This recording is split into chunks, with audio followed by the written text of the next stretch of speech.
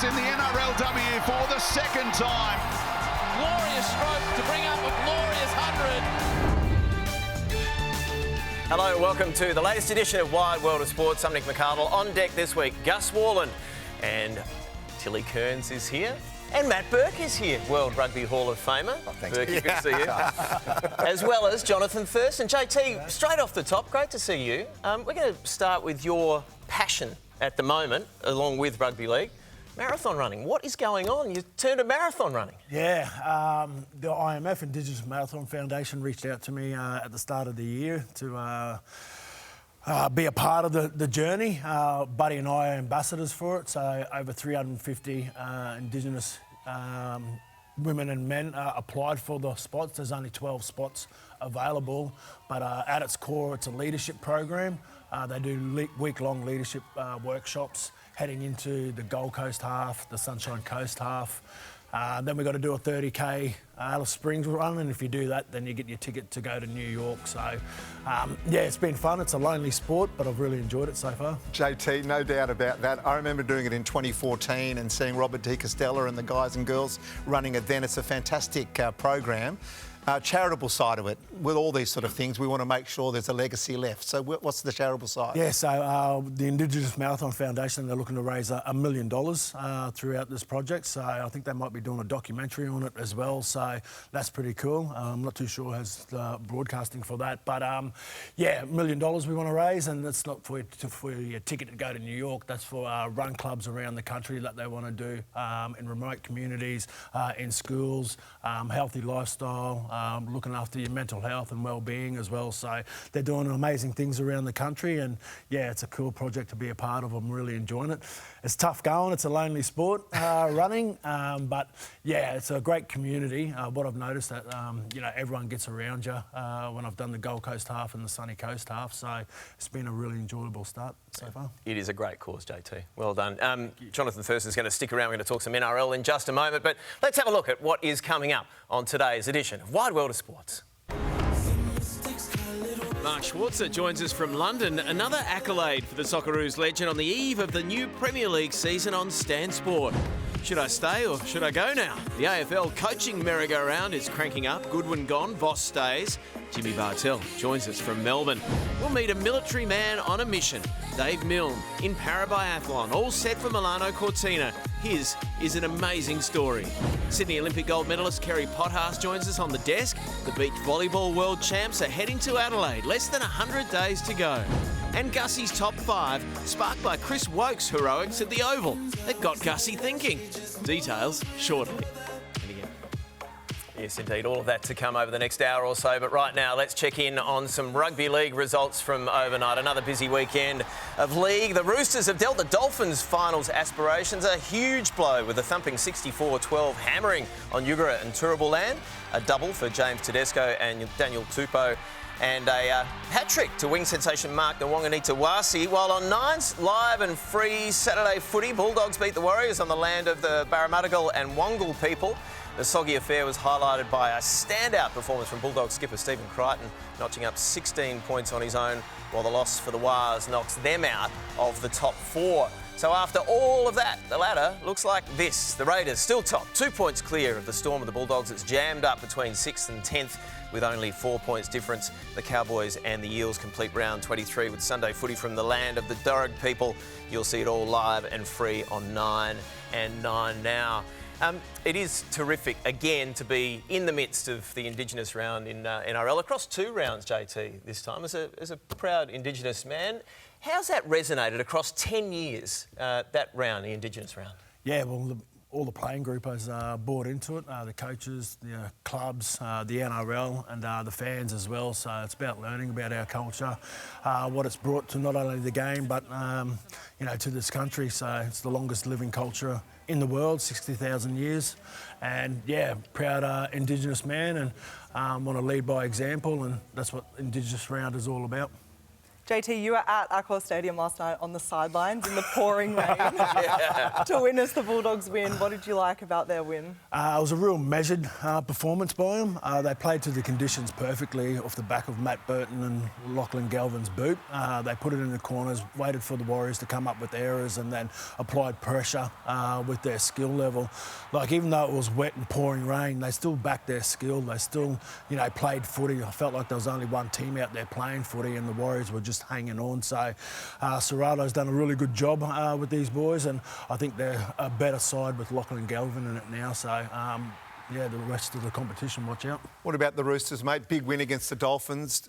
Do you put the Roosters now in the mix to perhaps win the comp, and the Dolphins on the other side maybe not so much? Yeah, well, history shows that they can't win this comp if you get 50 points scored on you. So, they're out of the running. But for the Roosters, they got a couple of tough matches coming up too, the Bulldogs and the Storm, to round out the competition. So, but they were enormous up there at Suncorp. They come out and it was just a real hit-and-run mission from them. Everything that they did was with intensity, and Sammy Walker was back as well. So, I think he kicked 9 from 10 or 10 from 11, I think he got with the boot. So going up in sixes this time of year is really important. So a couple of tough matches coming up. Don't get ahead of yourself, I know. I've got to calm down. I've got to take a breath. Just be calm, Gus. Just be calm. JT, I want to ask you about Shane Flanagan. Re-signed, got the tick of approval from the board. What does 2026 look like? And were you surprised about him getting a start for next year?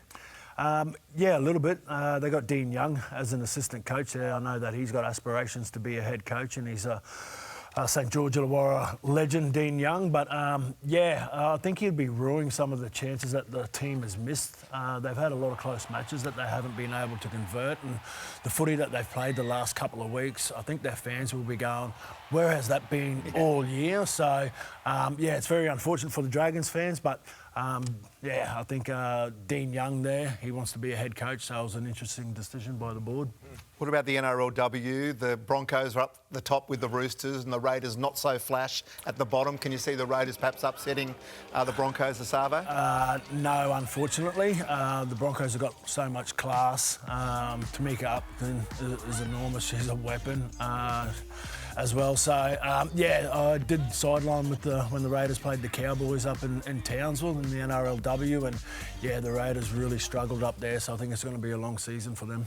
JT, thanks for joining us, and seriously, all the best with the marathon. That's outstanding. Get there eventually.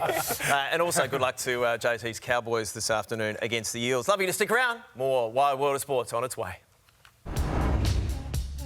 Cricket at the Olympics, but not everyone's happy. Pakistan and New Zealand are filthy. Why? Find out shortly. Another honour for Socceroos legend Mark Schwarzer. We'll talk to him from London. He's also pretty pumped about the new season of the Premier League on Stan Sport. That's coming up. And the incredible story of Winter Paralympian Dave Miln. All set for Milano Cortina. Dave joins us from Mount Hotham next. You're watching Nine's Wide World of Sports. Great to have your company on Wide World of Sports. Let's check around the grounds, beginning in French Polynesia and the Tahiti Pro, where Aussie world number 1 Molly Picklum is through to the final against American Caitlin Simmers after a narrow semi-final winner over another American, Carolyn Marks. Now, in the men's draw, Aussies Ethan Ewing and Olympic silver medalist Jack Robinson are still in the hunt, with a few lay days to come. And in the AFL, wins to the Suns and the Dockers, while the Swans caused a stir against the depleted reigning premiers, holding on for a 2-point win at the Gabba. Brisbane kicked 3 goals in the last minute for a near miracle. Isaac Heaney was the Swans' best, kicking a game-high 5 goals. Jimmy Bartell up very, very shortly to talk all the latest in AFL. And from around the grounds, we're heading into a couple of quick singles. Cricket at the Olympics, Gussie, but not everyone is happy. Exactly. First time since 1900, the ICC have got a 6-team comp, and they want to set it up in the world. So they want one from Asia, one from Europe, one from Oceania, one from Africa, and that has made Pakistan and New Zealand, obviously a couple of big sides in the T20, outside of that at the moment. One of them may qualify through another situation, but at the moment we don't know what that qualifying is. So at the moment, people wanting to be part of the Olympics, well, Pakistan and New Zealand won't be there. Well, there's dramas in the A-League at the moment with Western United stripped of their licence, and that obviously comes because of money issues. They have had some issues as well with FIFA regarding some overseas players and then registering. They are, as I said, losing their losing their licence. They lost plenty of money on the way through as well, which means this season could go down to 11 teams. They have a chance to appeal, but I don't know yet. Staying in the soccer world, Korean superstar Song Heung-min has signed with LAFC. He was initially at Tottenham. He was there for a decade. He even captained the side and has just signed a record-breaking contract, north of $26 million, they're saying, to head to LA and see what he can do for that team. And I think the league's going to see a lot of growth and a lot of attention, as well as the team themselves. Super player. Son Heung-min, I'll take his money as well any day of the week. Former Wallaby, he won't be getting that money. Cut by the NFL, the LA Chargers. Jordan Pataya, unfortunately, has been waived, which means then he's now available to be picked up by any other of the franchises. He could go down and play reserve grade as well, but he's outside of that 53-man roster at the moment. So he has had a battle with a bit of injury at the well. It may see him come back to rugby union too. And remember, impeccable Wallaby as well. Yeah, it certainly is so hard to get into that competition. What about this impact and legacy? Well, right outside Gillette Stadium where the Patriots play, Tom Brady, decent player for them, hasn't he? $7.3 million to put that statue. And you know how statues sometimes don't look like the person they're meant to be? That actually looks like Tom Brady, and obviously him with that fist in the air when he won them another Super Bowl. So Tom Brady looking pretty good now in the commentary box, has now got that forever. He's been working out, good shoulders. Yeah, he's in good shape. What are some of... Is Cristiano Ronaldo the worst one? Yeah, that's sort of the buck teeth and sort of the eyes going in the wrong direction, and it doesn't look anything like him, and he wasn't happy about it either. Not happy at all. Everything from there is up. All pretty right, much, yeah. We are going to take another short break on WWOS Sports. More coming your way next. No rest for the Wallabies. They've just landed in South Africa ahead of their first test against world champion Springboks next week, as Rugby Australia declares the Gitto law redundant. Burke's got that one covered. The beach volleyball world champs are heading to Adelaide. Aussie legend Kerry Potthast will be here shortly. And Gussie's cooking something up. If you reckon Chris Wokes was courageous this week at the Oval, then you're going to love this week's Top 5. When my daughters get to see me compete, showing them that no matter what happens in life, you can find a way around something and you can keep moving forward. I love being back out on the slope. It almost makes you forget the accident has happened. I had my 3-year-old daughter on skis between my legs and my 1-year-old daughter on skis on my hip. We came round a 90-degree corner and came face to face with a large snow removal machine. It's really not been long since the accident. Going back to skiing, being able to do things that I could do before, for me, that was a turning point into parasports. Para community is unlike any other community. It is pretty special. I've got a long way to grow as an athlete, but how incredible would it be 3 years post-accident to be competing for the country in green and gold?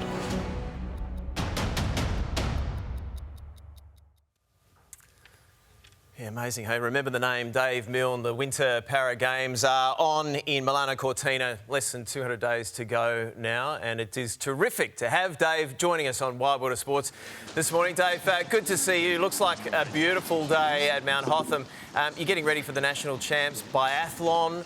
They've moved the start of the race so we can have a chat to you this morning. How are the conditions? Yeah, no, it's beautiful out here.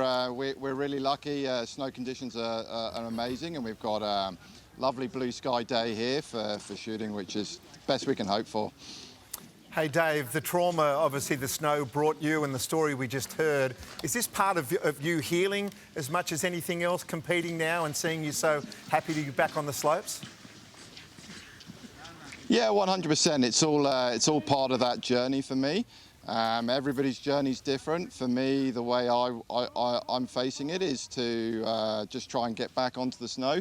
It's almost a year to the day since I was on the.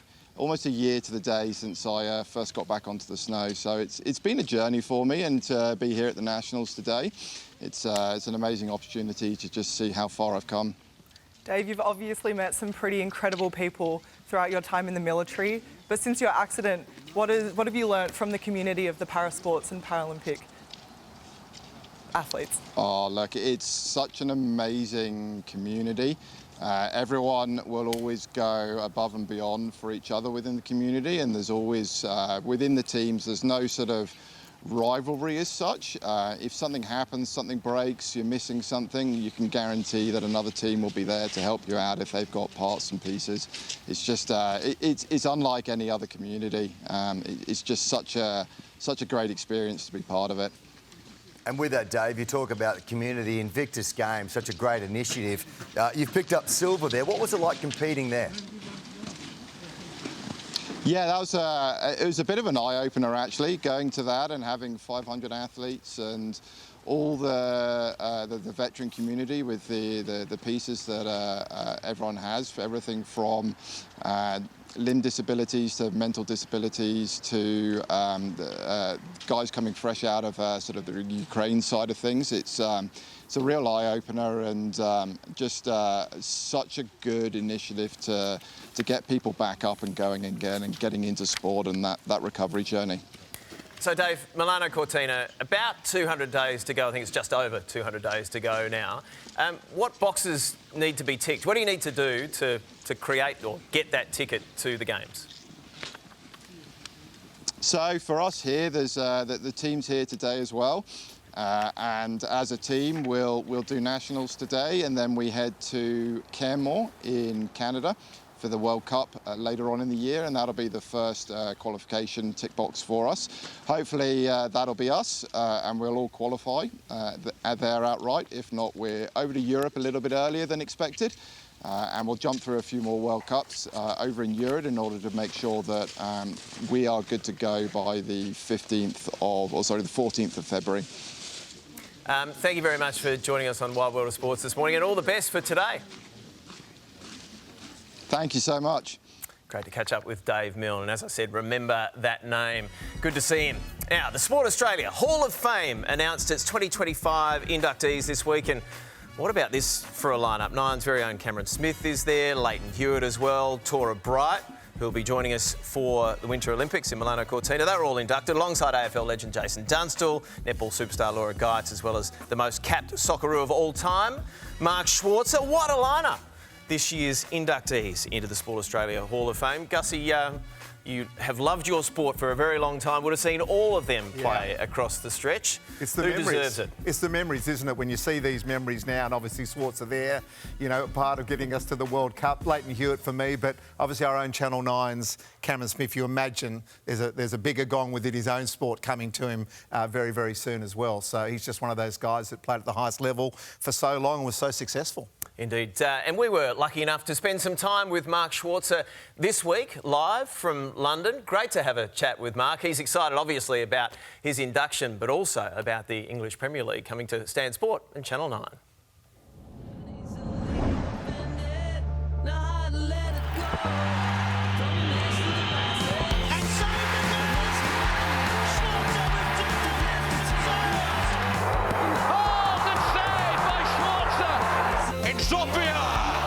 It's a fine save by Mark Schwarzer. Mark Schwarzer, welcome to Wide World of Sports, and let me congratulate you on your induction into the Sports Australia Hall of Fame. What does it mean to you, that honour? Thank you very much, first and foremost, for having me on the show.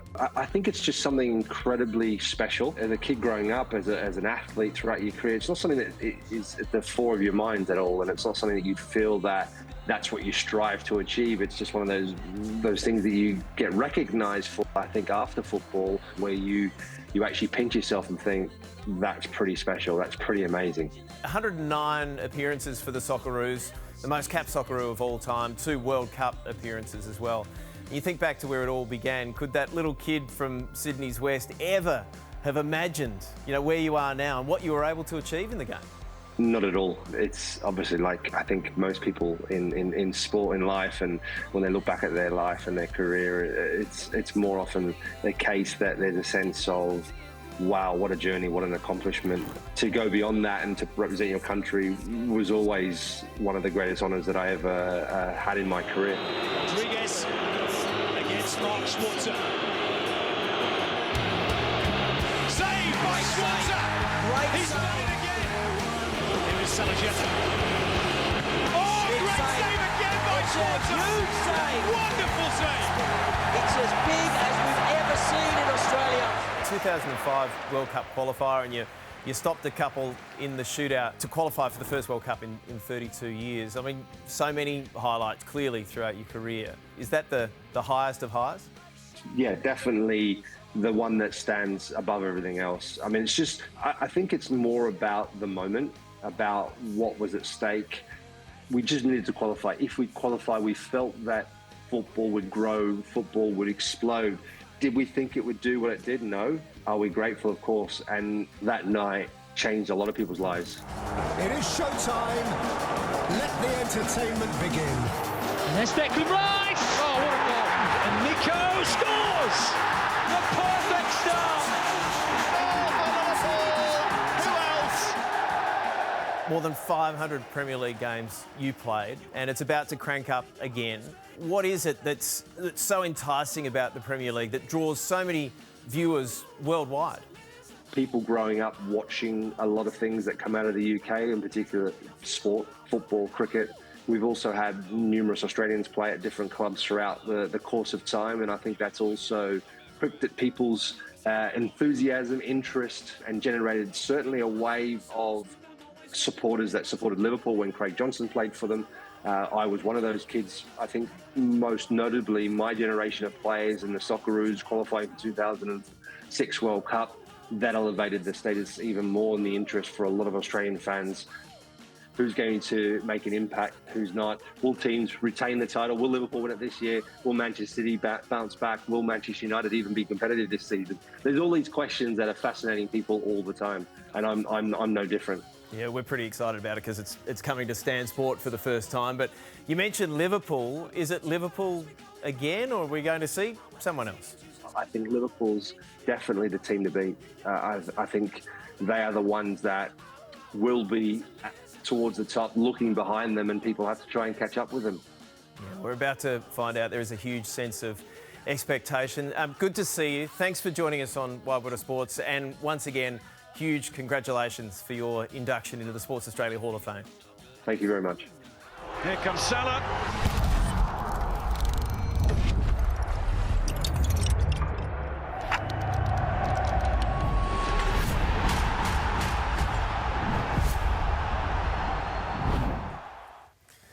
Premier League on Stan Sport and Channel 9 next weekend with Aston Villa and Newcastle United. You can join us from 9:30 Eastern.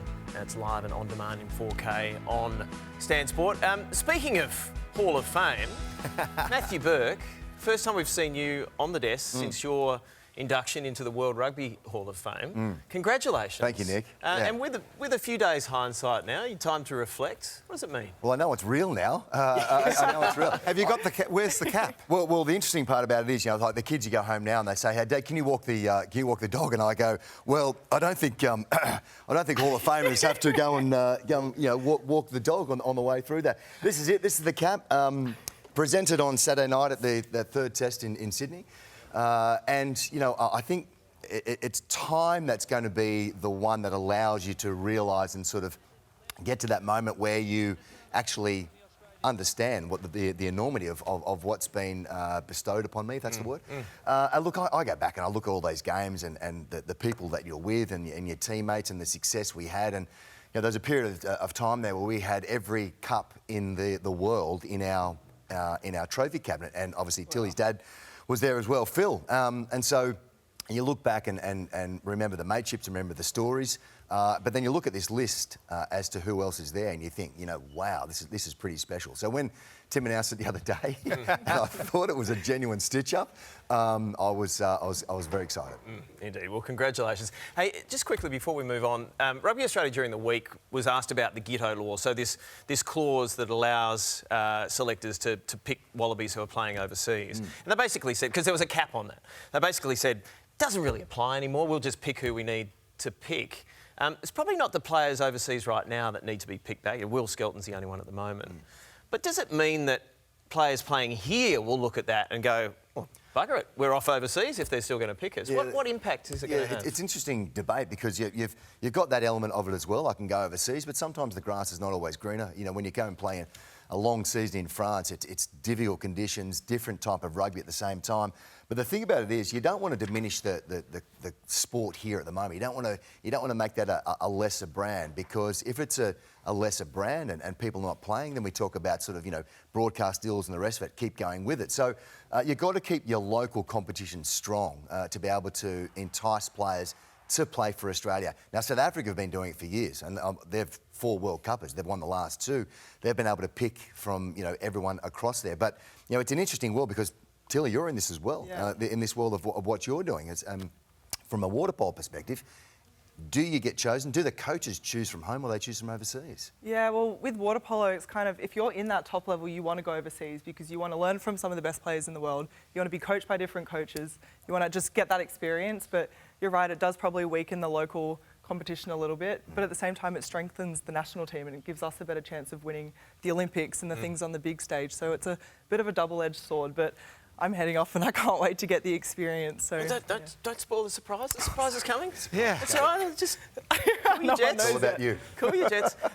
Just a reminder, the Wallabies, they are heading to South Africa. In fact, they only just landed in South Africa to take on the world champion Springboks. You can see that from 12:30 Eastern, live from Ellis Park in Johannesburg. That's on Stan Sport next weekend. So looking forward to that. Now, we are off to a short break. Still a whole lot more to come on Wide World of Sports. 25 years since Kerry Pothast and Nat Cook conquered Bondi to win Olympic gold.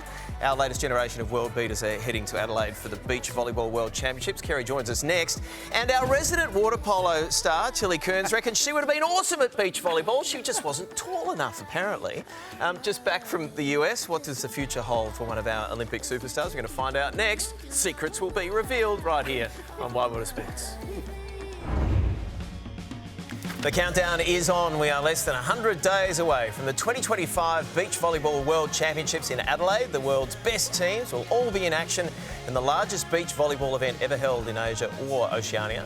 And our Aussie pairs are going to be right in the thick of it. The World Champs get underway from November 14, and that seems like the perfect way to bring in beach volleyball legend Kerry Pothast joining us on Wide World of Sports. Kerry, good to see you. Yeah, great to see you all too, and good to see Tilly's going to be a beach volleyball player. Yeah, so I am tall enough. Sport she plays. Thank you very much. She's a little bit outraged that I said she wasn't tall enough. Anyway.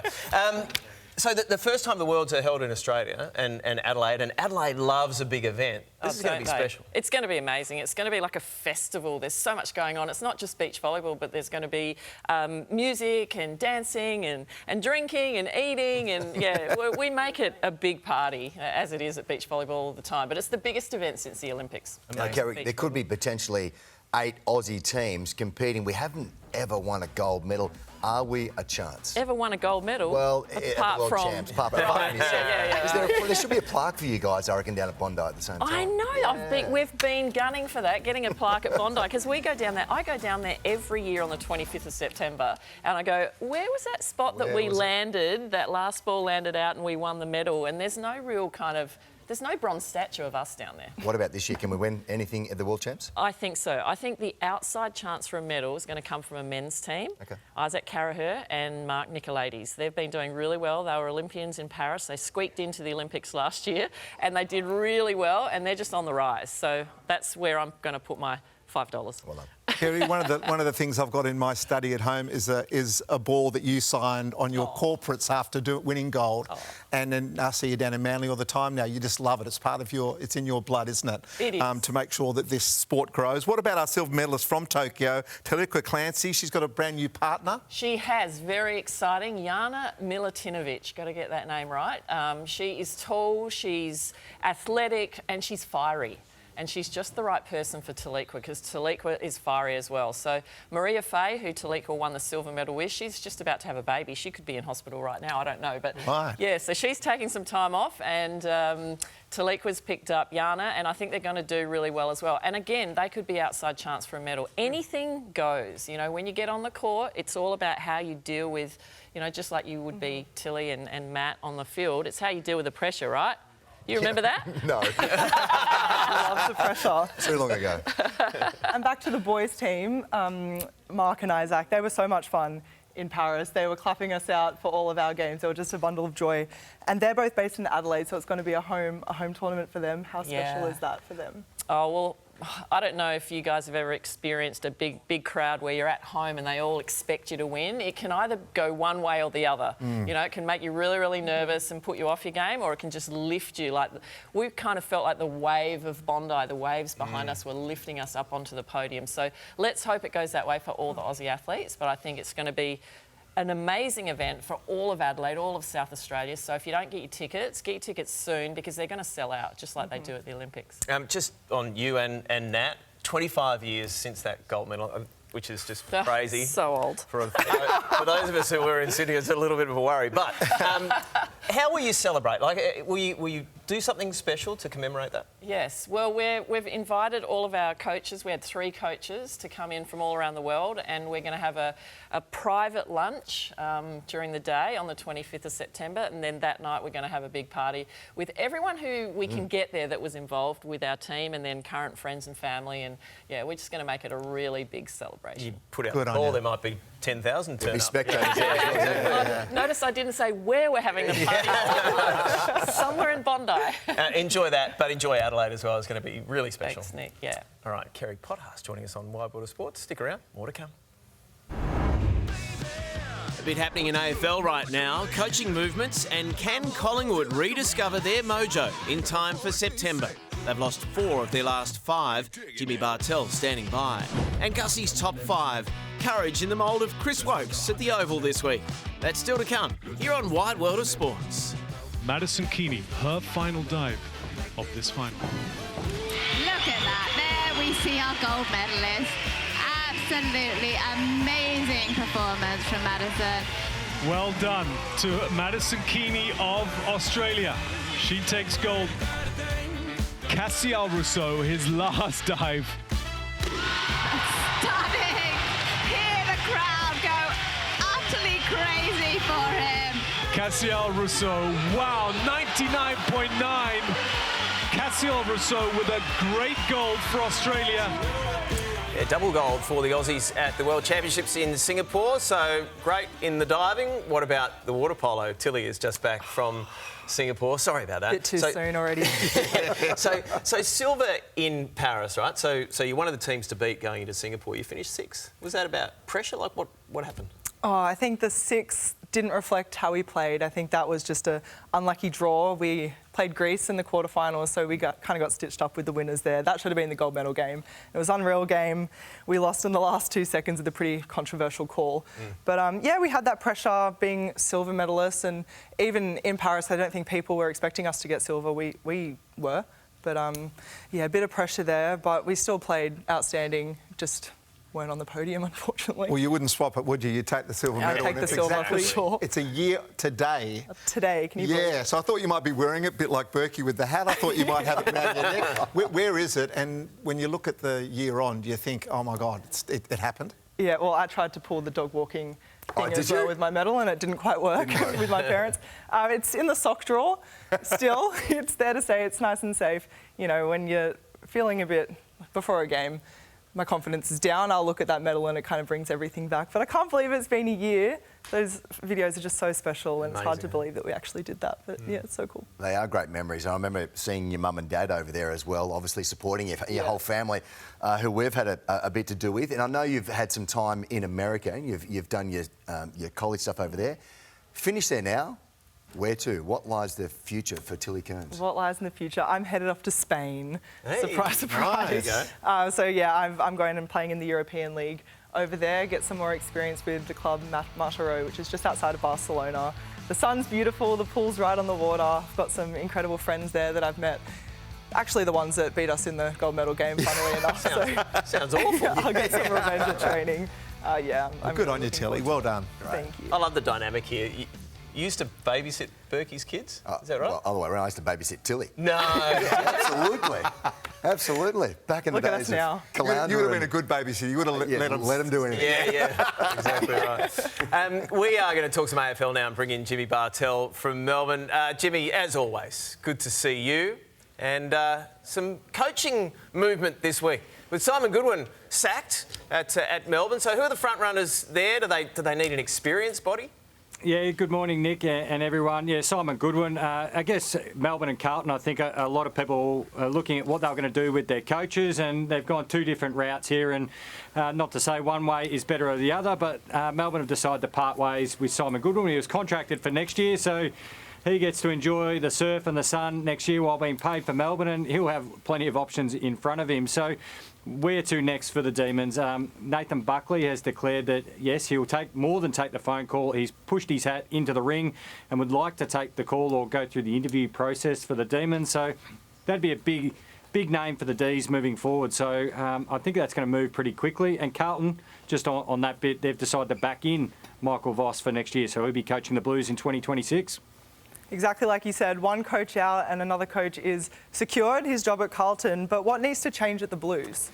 Yeah, Tilly, it's really fascinating. So it's the other model, as I was touching on, was, because Melbourne decided to move the coach on, is where a few clubs have gone in recent history. So they did the same with Bomber Thompson at the end of 2006. He won a flag in 2007. And then people are reflecting on Damien Hardwick in 2016 being backed in. And then look what happened for the Tigers. And so what they do is they keep the coach, but then they try to make a lot of moves around them. So watch this space with Carlton. Graham Wright is the incoming CEO. He officially starts next week. He'd have some pretty big plans in place. So we might hear a fair bit of noise out of Carlton coming in the next few weeks. Now, Jimmy, Freo 5 on the trot. They're into the top 4 now. Is the rest of the AFL taking notice? Well, firstly, Burke, well done on your induction in the World Rugby Hall of Fame. That's an incredible and well-deserved effort. Freo, they just keep coming from behind at three-quarter time. They've been managing just to hang in there up to three-quarter time. We thought Port Adelaide were going to run over the top of them. There's Kenny, happy as Larry. Well, he's not coaching next year, so he can sit back and enjoy. But they've got some class across the field, Freo, and I think the competition's been waiting for it to really click for them because they've got talent. They can defend really well. They've got the two big bananas who can go in the ruck. They've got some great big key forwards. They've got pace and class across the field. So it took everything. And this mark from Alex Pearce, who's normally the fullback drifting forward, was the match winner in the end. And it was important because not only now are they highly likely to play finals, now they're a top 4 chance. Jimmy, what about Collingwood? They've got the wobbles. They've lost 4 of the last 5, and they really were given it. Hawks gave it to them at the MCG as well. Can you see them turning it around? Yeah, Gus, it's fascinating to watch Collingwood. I guess if you're not a Collingwood fan, you're enjoying it. But they were 10 points clear only about a month ago, and they've run into some really good opposition. And people would say, yeah, they look slow against the Hawks. I think it would said more about Hawthorn, their willingness to play 4 big tall forwards plus the ruck. They've got a bit of that excitement and dare and high-tempo game style back.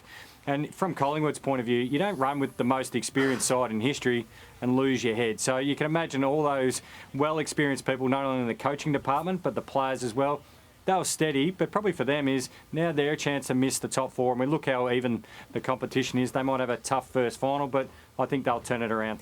It's amazing for the competition, though, isn't it, Jimmy, when you get so close to the end, a couple of weeks to go, and all these machinations are there to play out. It's almost like the finals have come early. Every game now, most games, have extra importance. Yeah, that top 9, like we're saying, if you drop a game, you can actually go from first and second the ladder to, hang on, you might miss the 8 because there's 9 genuine chances. The Dogs are playing the D's, who obviously sacked the coach. So we normally see a response from a team when their coach gets ousted, but the Dogs have to keep winning. They've got a massive percentage and they keep all the sides in front of them under pressure. So it is a great end to the season. And don't forget, we've got that extra game where Gold Coast has to make up their game versus Essendon. Jimmy, thank you. Anytime. All right, good to catch up with Jimmy Bartell. As always, you might have seen this during the week where Chris Wokes, the England fast bowler, comes out to bat the last test against India. So England are still in the hunt. They need him to bat. He's dislocated his shoulder in a fielding accident earlier in the match. Comes out, didn't end up facing a ball.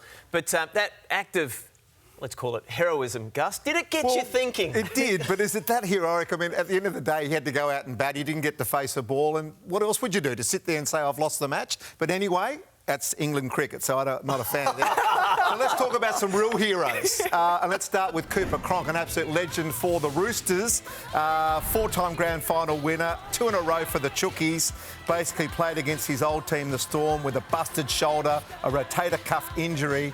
They won it 21 points to 6. You know what, guys? He ran 0 metres in that grand final. He literally just stood there, and there's the hug with the super coach, Trent Robinson. He stood there and just got the job done. So good on you, Coops. What about Kurt Schillings versus the Yankees? He's a pitcher for the Boston Red Sox. He basically had an Achilles injury. He got out of the hospital bed and decided to pitch up against the Yankees in a series finals match, got the job done. At the end, his white sock was absolutely red because the stitching blew and it was just all blood coming out of his shoe. Yeah, exactly. What about this one? Johnny Brownlee scored it over the line by his brother back in 2016. The English triathlete in Mexico. His brother Alistair, basically Johnny was leading the race, and as you can see, he's a bit wobbly. So Alistair says, you know what, I'm not going to win the race. I'm going to make sure my brother and I get over the line together. Classy act. Number 2, Kerry Strug, in the US gymnastics champion. She won bronze in 92. Then she does this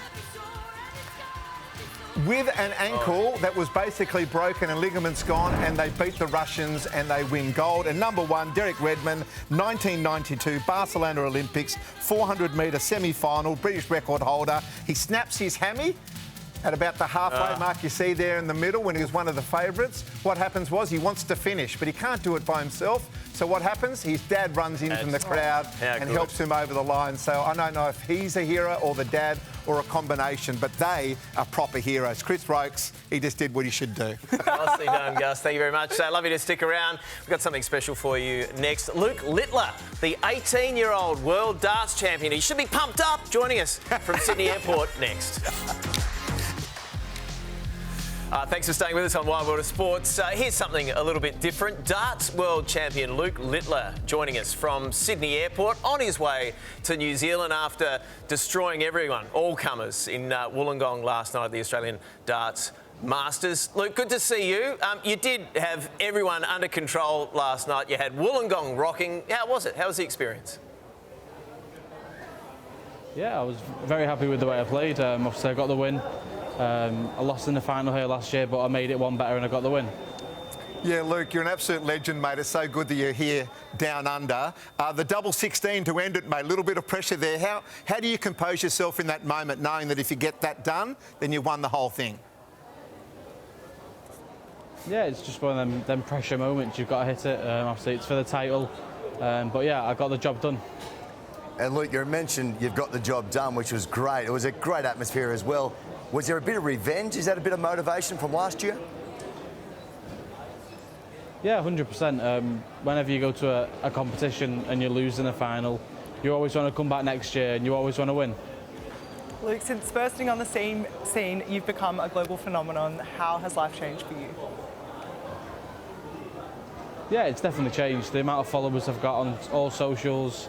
But for myself, I'm still an 18-year-old lad. I'm just doing day-to-day things and I'm just a normal person.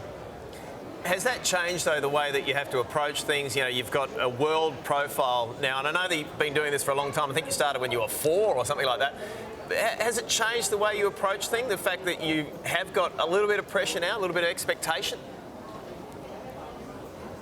Yeah, I think there's a lot of expectation. There has been for the past 18 months. But that's the way it goes, and if I keep winning, then the expectation, it's going to get higher and higher. Luke, I was lucky enough to be in the UK when you literally took the world by storm as a 16-year-old. Everyone loved you, and a little bit of stick between the football teams that you support and the supporters that love you as a darts player. I'm a Liverpool fan. What do you say to those guys? Always a little bit of fun when you're there at the competition? Yeah, it's all banter. United lose, Liverpool lose, we win, they lose. It just goes on and on. It's just a bit of banter. Luke, thanks very much for joining us. You probably won't enjoy New Zealand as much as you've enjoyed Australia, but safe travels. Thank you. Good on you. Luke Littler joining us right here on Nine's Wide World of Sports. Let's have a look at what's coming up a little bit later today. We've got some Sunday footy action heading your way. The Eels and the Cowboys, you can join us from 3:30 Eastern, round 23 already. That's live and free on 9 and 9 Now. And don't forget the EPL on Stan Sport and Channel 9. It begins next weekend, your new home of the English Premier League. Guys, thanks very much for being with us today. Awesome day of Wide World of Sports. Thank you for your company as well. I'm Nick McCarville. We'll see you.